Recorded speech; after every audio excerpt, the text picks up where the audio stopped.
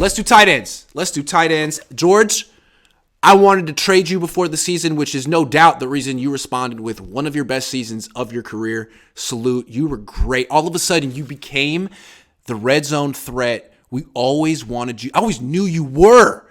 Congrats. Salute to George Kittle. Talk your shit, Grant. You know what I'm saying? Hey, I pushed all the right buttons. Thank you. Someone needed to say it. When you got to give it up, you got to give it up. Yeah. George reminded all of us why he makes the money he makes. Yeah. He earned his contract. If we had to keep the exit meeting theme, you can't talk about his persona. It is what it is. But we can talk about his durability. That's what I would describe his persona. It is what it is. Yeah, it is what it is. I mean, it is what it is at this point. It's radioactive. So his persona. What I would say is I would really want George to focus on his durability over the summer. Maybe we need to start looking at how much effort you're putting into these tight end universities when you can't stay healthy at the beginning of the year. Man. Enough of the tight end university, man. Yeah. These guys are getting older. Like they're not just young and want to run around. It's almost time for this team. I think the mantra of this team really needs to change if they want this window to stay open. They're not as young as they once were.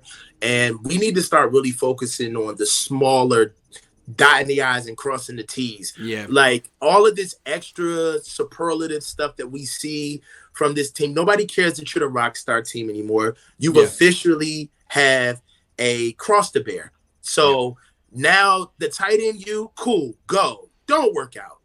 Like, you know, because you make too much money. Shake hands, take pictures, don't work out. Yeah. You make too much money for us not to have you in the beginning of the season, George. Yeah. And it can't be soft tissue injuries what we know are directly reflective upon exertion. Like and like Trey Lance was out for the year before George Kittle got on the field. Can't happen. That's a great point. Great point. Yeah. But outside of the durability issues, George is a leader. I think George really gets a kick out of bringing the young guys up. That's kind of his thing. He likes to talk to the young guys and bring them up. And I think George is he needs to try to flip what happened this year. We'd like to see you early on from what happened last year, earlier in the year. Yeah. And I know that's by way. I mean, it's so easy to say that because we all know that a lot of that is because Brock was inserted into the lineup. So by way of that, a lot of his touches are I feel like George's output, now that I think about it, I feel like George's output is emblematic of how the temperature of this offense. When we're able to push, George can go out. But when we're in defensive, we keep George on. He's like an e-brake, almost kind of like.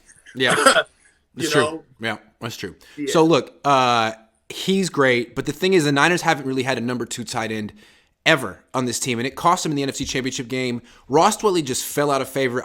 They never really used him. Not really sure why they kept him around as long as they did.